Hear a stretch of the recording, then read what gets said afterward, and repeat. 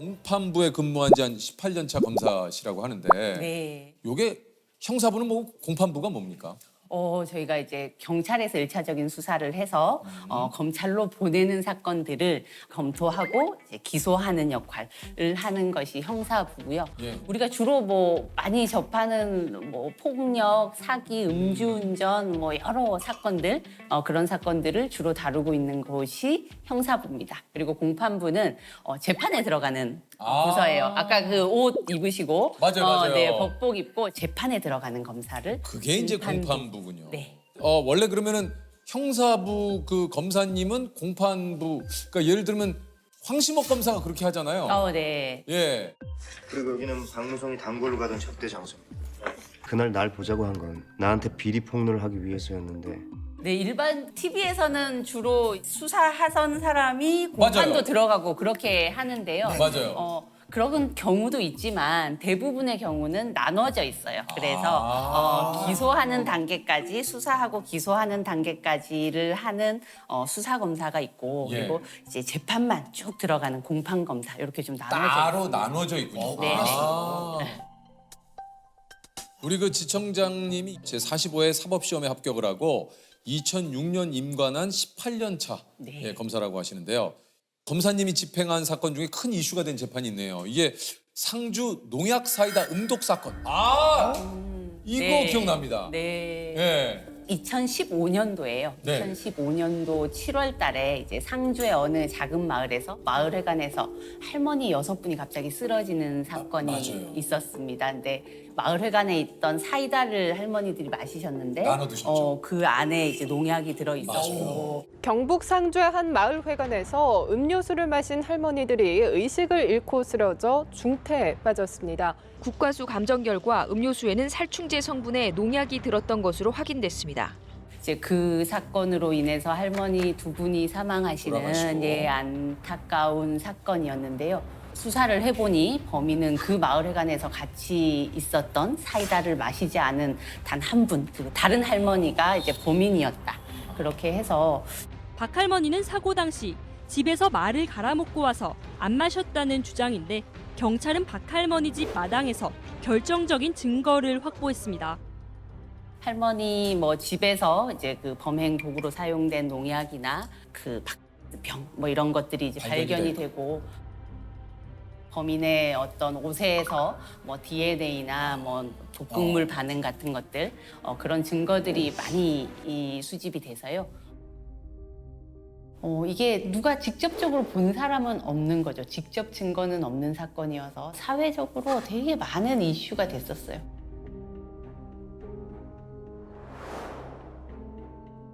저희가 이제 그 재판을 국민참여 재판으로 했었는데요. 그 국민참여 재판에 제가 제 담당을 했었습니다. 경북 상주에서 발생한 이른바 농약 사이다 사건의 국민 참여 재판이 대구에서 열립니다. 국민참여재판이 도입된 이후 최장 기간인 닷새 동안 진행되는데 검찰과 변호인 측은 치열한 공방을 벌였습니다. 요 사건을 국민참여재판으로 했다라고 얘기를 하셨는데 국민참여재판은 좀 뭔지 좀 소개를 해주시죠. 말 그대로 국민이 참여하는 재판이에요. 재판에 가면 원래 이제 판사님 계시고, 네, 검사가 있고, 변호사가 있고 그렇게 재판을 하죠. 그런데 판단하는 자리에 우리 국민들을 배심원으로 모시는 거예요. 그래서 사건에 대해서 이제 설명을 드리고 유죄인지 무죄인지에 대해서 국민들께서 의견을 주시고. 이렇게 진행하고 있는 재판입니다. 그러면 이게 기본적으로는 배심원들이 오셨다 하더라도 이분들의 의견은 만장일치로 결정을 하게 되는 거죠? 이제 재판에 대한 설명이 다 끝나고 이제 평의라고 해서 배심원들끼리 모여서 이제 이야기를 하는데요. 거기서 이제 토론을 해서 결과를 도출하도록 돼 있어요. 원칙은 만장일치를 이제 목표로 하고요. 예. 도저히 해도 만장일치가 안 된다. 안 된다. 그러면 그때는 이제 다수결로 의견을 주시는 것으로 그렇게 되어 있습니다. 그러면 국민 여러분께서 참여를 하셨으면 국민 여러분께서 결정한 대로 형이 확정이 됩니까? 아닙니까? 우리나라는 지금 권고적 효력이라고 해서요. 꼭 그대로 되는 것은 아닙니다. 그런데 국민들이 주신 소중한 의견이시니까요. 판사님들께서 이제 존중해서 많이 따라가는 편입니다. 농약 사이다 사건의 주범으로 지목된 박모 할머니에 대해 대법원이 무기징역을 확정했습니다. 당시는 국민참여재판에 대해서도 검찰 지도부에서도 잘 모르고 있을 때였어요. 근데 뭔가 큰일이 벌어졌으니까 지도부에서도 난리가 났고 저희도 워낙 국민적인 관심이 높다 보니 이것을 잘해야 된다라는 그 마음이 되게 컸죠. 그래서 거의 한 3개월 꼬박 준비했어요. 5일간 재판을 하는데도 아침 9시에 시작해서 밤 12시까지 했거든요. 그 5일을. 우리 배심원들이 만장일치 100% 동의해줬다는 거라서. 그렇다면 여기에 참여하는 배심원으로 참여하는 그 국민은 어떻게 이렇게 또 선택이 되는 겁니까? 국민은 지역사회에 계시는 이제 20세 이상의 성인 누구나를 대상으로 법원에서 편지를 보내요. 그러니까 뭐 유재석 씨나 조세호 씨도 올 수 있는 거네요. 어느 날 편지를 받으실 수 있는 거예요. 어떤 재판을 하는데 네. 배심원으로 와주십시오. 이렇게 예, 이제 예. 편지를 받으시면 편지를 받으신 분들이 그날 법원으로 오시고요. 그럼 오면 무조건 가야 되는 겁니까? 아니면 내 사정 있으면 못 갈 수도 있는 겁니까? 오시는 것이 이제 의무로 되어 있습니다. 그래서 네. 아니, 안 가면 어떻게 돼요? 안 간다고 해서 실질적으로 어떤 제재를 가하고 있지는 않습니다만 그러나 이계적으로 국민의 의무로서. 국민의 의무니까요. 아하. 네, 오셔서 우리 재판도 같이 해보시고. 네. 혹시 그러면 배심원 분들이 이제 참석을 하게 됐을 때 뭐 교통비라든가 비용이요? 좀 건강비를 비용이죠. 좀 주십니까? 그럼요. 네. 비용이 지급되는군요. 네네네. 비용이 지급되고 있습니다. 아니 이제 한편으로는 이제 국민 참여 재판을 바라보는 또 일각의 또 부정적인 시각도 좀 있다고 그래요. 네. 이분들이 이제 전문가가 아닌데 이거 제대로 판단할 수 있나? 이제 이런 의문을 가지시는 분들도 있고. 네네. 피고인이 막 잘생기고 이러면은 거기 동정표가 쏠려가지고 그냥 무죄되고 그런 거 아닌가? 뭐 이렇게 혹시나. 생각하시는 경우도 있고 그렇습니다. 그런데 제가 항상 아침에 이렇게 설명을 드려요. 이 제도는 법이 원래 여러분들의 것입니다. 여러분들에게서 나온 것이 법이라서 법률가들에게 위탁한 법이 무엇인지를 저희가 다시 묻는 것이기 때문에 설명은 저희가 드릴 테니 판단만 하시면 됩니다. 제가 이렇게 되게 설명을 설명 잘 해주시네요. 그걸 하면서 저도 많이 깨닫습니다. 우리가 이제 그냥 법조인으로서 우리가 알고 있는 법률 지식으로 뚝딱뚝딱 결론을 내던 그 패턴에서 조금 벗어나서 정말 이제 본질에 대해서 한번 생각해 볼 수 있는 계기가 되는 거죠. 그리고 이제 그 스스로도 체감하는 거죠. 아, 내가 원래 이거 하는 사람이었어. 내가 이러려고 우리가 검사 일을 하는 거야. 라는 거를 이제 스스로 좀 깨닫게 되는 거죠. 아니 이게 우리 그 평검사 생활을 마무리하시고 올 6월부터 이제 대구지검 상주지청장으로 부임을 하셨는데 상주 지역에서 일어나는 그 어떤 사건만의 좀 특징들이 또 있습니까? 지역마다 일어나는 또 사건들이 좀 다 다르잖아요. 그렇죠. 이제 상주지청 같은 경우 상주는 꽃감의 도시. 꽃감이죠. 네, 꽃감입니다.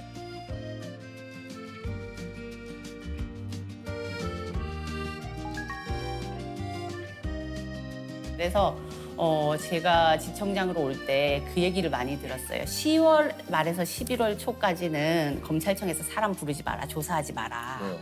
그때가 이제 꽃감 깎는 철이에요. 깎아서 이제 말리기 시작하는 철이어서 가장 핵심이죠. 1년 농사의 핵심이어서 상주 지역에는 손 달린 사람은 모두 나와서 감을 깎아야 되는 시기라고 해요.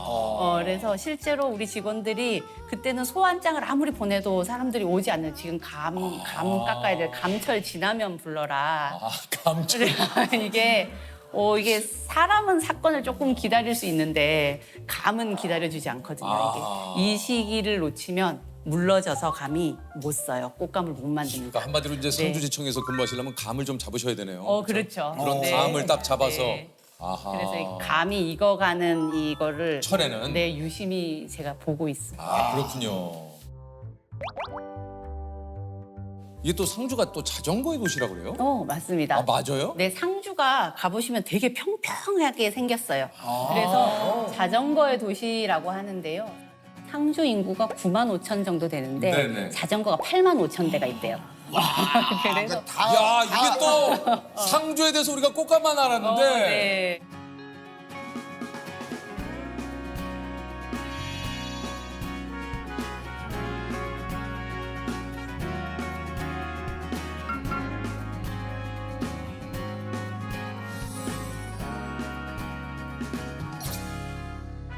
근데 그 보면 그 연령이 어린 친구, 네. 연로하신 분들 빼고는 다 있다고 보면 되나요? 아니요, 연령이 어린 친구, 그러니까 움직일 수 있는 사람은 다 자기 자전거가 있다고 예, 그게 한 상주 자전거의 역사가 100년 정도 됐어요. 그러면 정말 그러니까 저분이 그러니까 걸어 다니시기도 힘드신 이제 연세 있으신 분들도 자전거 되게 잘 타세요. 그래서 상주에 좀 자전거 절도 사건이 좀 많다고. 네, 의외로 또 자전거 절도가 많이 있습니다. 네, 그래서 상주 분들한테 물어보니까 그건 그냥 절도라기보다 그냥 자전거가 있으니까 타는 거다 이렇게 말씀하시는데 어쨌든 법적으로 봐서는 절도군요. 절도입니다. 네. 요거는 좀 개념을 확실하게 합니다.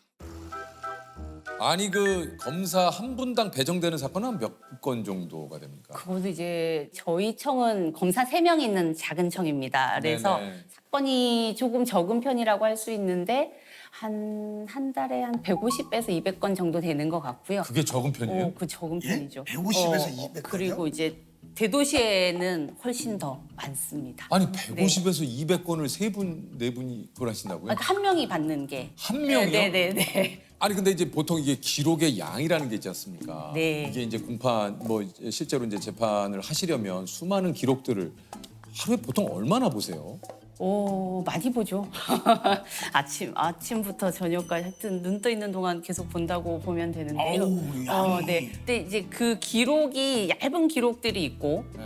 정말 이렇게 두꺼운 산처럼 막 네, 써요. 산 같은 기록들이 있어요. 막 트럭 불러야 되는 그거 어떻게 봐요? 기록들도 있는데 그 그럼요. 중에서 이제 중요한 부분 저희가 꼭 체크해야 핵심적인 되는 부분. 부분들을 이렇게 뭐 계좌 내역이 이렇게 많으면 그 중에서 이제 이 사건과 관련된 부분 뭐 이렇게 보니까요. 네. 아니 그 저 검사님께서 특별히 좀 유익 있게 보는 사건 같은 게 좀 있을까요? 저는 이제 저도 아이를 키우고 있고 그러다 보니 이제 아이들과 관련된 사건들에 조금 더 마음이 쓰이는 것 같아요. 그리고 이제 상주 지역은 작은 지역이고 시골 지역이다 보니까 작은 학교들에서 이제 학교를 다니는 아이들은 도시 지역만큼 이렇게 촘촘한 관리를 못 받고 있지 않나 하는 생각이 좀 들어요. 그래서 우리 청소년들이 범죄 피해자가 되지 않나 아니면 또 어떤 범죄에 연루되지 않나 그런 사건들을 유심히 보고 마음을 좀 쓰고 있는데요. 제가 했었던 사건 중에 좀 마음 아팠던 사건은 집에서 이제 엄마한테 많이 맞고 가정 폭력이 있었던 거예요. 그래서 이제 집에서 못 견디고 가출을 했는데 어디 갈 데가 없어서 평소에 이제 믿고 따르던 엄마 지인이 있어요. 엄마 삼촌이라고 부르던. 이제 도움을 요청했더니 이분이 이제 그래 너 이제 지낼 곳을 마련해 줄게라고 하고는 다시 이제 그 아이에게 어떤 가해를 하는. 그래서 이 아이는 진짜 가정에서 너무 힘들어서 이제 나와서 다른 자기가 믿을 수 있다고 생각했던 어른에게 도움을 요청했던 건데 거기서 오히려 또 그 상황을 이용해서 피해를 입고 그래서 마음 아팠던 것이 그 아이가 이제 집에 가서 엄마한테 맞아 죽는 한이 있더라도 돌아가야겠다는 생각이 들었다라고 이야기를 하더라고요. 그래서 그 사건이 참 마음이 아팠습니다. 혹시 그 검사님은 왜 검사가 좀 되셨는지 여쭤봐도 됩니까? 저는요 막 어릴 때부터 검사가 돼야 되겠다 이런 꿈을 꾸지는 않았고요. 그러세요? 제가 이제 법 공부를 하고 사법시험 합격하고 하면서도 그때까지도 저는 검사는 되게 권력 집단, 권력욕이 강하고 강압 수사하고 그런 집단일 거라고 생각을 했어요. 그래서 그런 일은 나는 하지 말아야지라고 했는데 저희가 이제 사법연수원 다닐 때 실무 수습을 나가거든요. 그때 제가 조사했었던 사건들은 뭐 폐지 수집하시는 할아버지가 물건을 어디 가지고 갔는데 그게 사실은 주인이 있었던 물건인 거예요. 그러면 모르고 잘못 가져가지고 절도 피의자가 되신 거죠. 그래서 뭐 그런 사건들을 조사를 하면서 검사라는 것이 이렇게 TV에 나오는 것처럼 막 뭐 정치인, 뭐 권력이 있는 사람 그런 사람들만 수사하는 일이 아니고 이런 분들 만나는 일이기도 하구나라는 거를 그때 알았어요. 그리고 생각해보니까 변호사는 그러니까 나를 선임하러 온 사람만, 나에게 의뢰하러 온 사람만 만날 수 있고 판사는 또 이제 기소가 된 사람만 법정이라는 공간에서 만나는 거니까요. 근데 검사는 이렇게 이런 분들 저런 분들 다 만날 수 있겠더라고요. 그래서 이런 일이라면 나도 좀 잘할 수 있지 않을까라는 생각이 들어서 검사가 한번 되어보기로 마음을 먹었어요. 검사님께 또 빼놓을 수 없는 물건이 이게 이제 이 보자기. 네네. 아니 근데 이게 좀 가끔 보면 네. 드라마에서도 그렇고 이 보자기에 이걸 꼭 싸갖고 다니시대요? 네, 저희가 이제 공판 갈 때요. 네. 재판 갈 때 기록들을 검찰청에 있는 기록, 증거 기록을 가지고 가야 돼요. 법원에 가지고 가야 되는데 그 법정에 가야 되는 기록들을 이렇게 분류를 해서 이제 아침에 큰 수레로 옮기거든요. 그러면 저희가 이제 검사들이 그날 써야 될 기록들을 모아서 이렇게 보자기에 쌓아 놓으면 이제 옮겨 주시는 거죠. 근데 이게 보자기가 무슨 공식적인 사무용품이 아니고 이렇게 보시다시피 막 저희들이 막 개별적으로 마련하고 이래서 색깔이 되게 다양해요. 그러다 보면 검사마다 약간 선호하는 색깔들이 있어요. 검사님은 어떤 색깔을 선호하세요? 저는 파랑을 선호했었는데요. 뭐 어떤 친구는 이제 선고가 있는 날은 빨강이다. 그래서 왜 그러냐 그랬더니 이제 승리의 레드 뭐 이렇게 해서 그리고 이제 또 이거 금색 좋아하시는 분들 좀 있어요. 금색 이제 고급스러운 이미지를 여기서라도 어떻게 추구해 보려고. 격조 있는 공판 네. 고급스러운 분위기에. 네. 보자기를 이제 아침에 쌀 때 이제 이게 오늘의 양식이에요. 오늘의 양식을 재판에서 이제 증거 채택이 다 되면 그거를 이제 법원에 내고 와요. 잘 다 끝났으면 돌아올 때 이제 빈 보자기로 오죠. 그런데 재판이 잘 안 풀려서 이 증거 채택이 다 안 되면 다시 싸들고 와야 돼요. 그래서 이거 다 오늘 다 팔고 와야지 이렇게 생각하고요.